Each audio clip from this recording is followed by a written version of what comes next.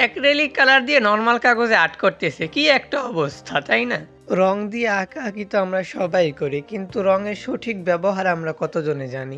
যে কোন রংটা ঠিক কোথায় ব্যবহার করতে হবে, কোন কাগজের জন্য, কোন ক্যানভাসের জন্য, কোন পেজের জন্য কোন রংটা পারফেক্ট, এটা আমরা সবাই জানি না। কিন্তু এই জন্য দেখা যায় যে ভুল জায়গায় ভুল রং ব্যবহার করে বসে থাকি। তাই আজকের ভিডিওতে থাকছে কাপড়ের রং নিয়ে বিস্তারিত আলোচনা, যে কাপড়ে ডিজাইন দেওয়ার জন্য, কাপড়ে কাজ করার জন্য আমরা কোন রংটা ঠিক ব্যবহার করব। তো চলো ভিডিওটা শুরু করি।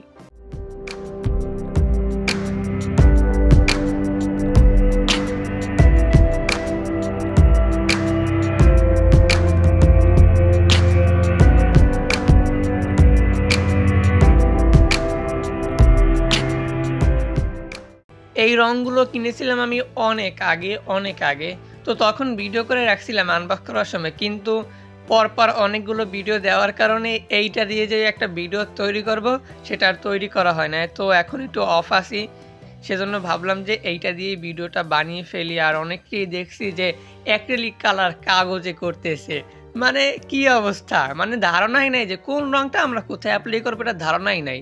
অ্যাক্রিলিক কালার তাহলে কি কেউ কাগজে করে যদি ধারণা থাকে? তো সব কিন্তু আনবক্স করা শেষ। আমার হাতে যেগুলো দেখতে পাচ্ছ এগুলো হলো একটা সাদা রং, বলতে পারো কাপড়ের রঙের জন্য এটা জেসু হিসেবে কাজ করে।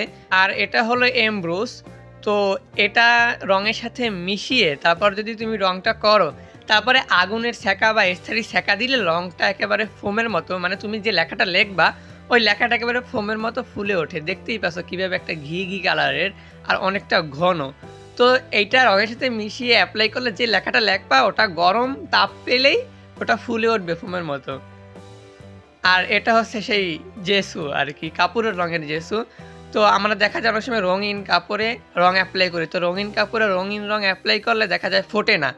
তো এই জন্য এই রঙটা আগে অ্যাপ্লাই করে তারপর রঙিন রঙটা অ্যাপ্লাই করলে খুব সহজেই ফোটে। আর এটা হলো আমাদের কাঙ্ক্ষিত সেই রং। তো এইভাবে যতগুলো রঙিন বোতল দেখতে পাচ্ছ, ডিব্বা দেখতে পাচ্ছ, সবগুলোতে এইভাবে রং আছে। তো এই রঙগুলো একেবারে প্রস্তুত করা, তো তোমরা এনেই অ্যাপ্লাই করতে পারবে। তো দেখো আমি এগুলো থেকে কি আর্ট করেছি। এই অ্যাপ্রনটা আর্ট করেছি, তারপরে এই বুকটা টেক্সচার বুক, এটা আমি আর্ট করেছি, আর্ট করে কিন্তু বিক্রি করেও দিয়েছি।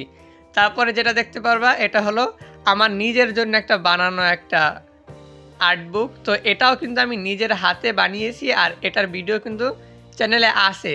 আর এটাও কিন্তু আমি এই রং দিয়েই ডিজাইন করেছি, মানে উপরে যে কভারটা।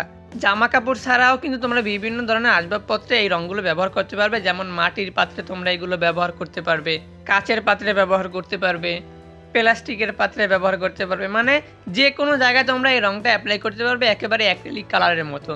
তো আজকের ভিডিওটা এই পর্যন্তই, দেখা হবে নতুন ভিডিওতে। আল্লাহ হাফেজ।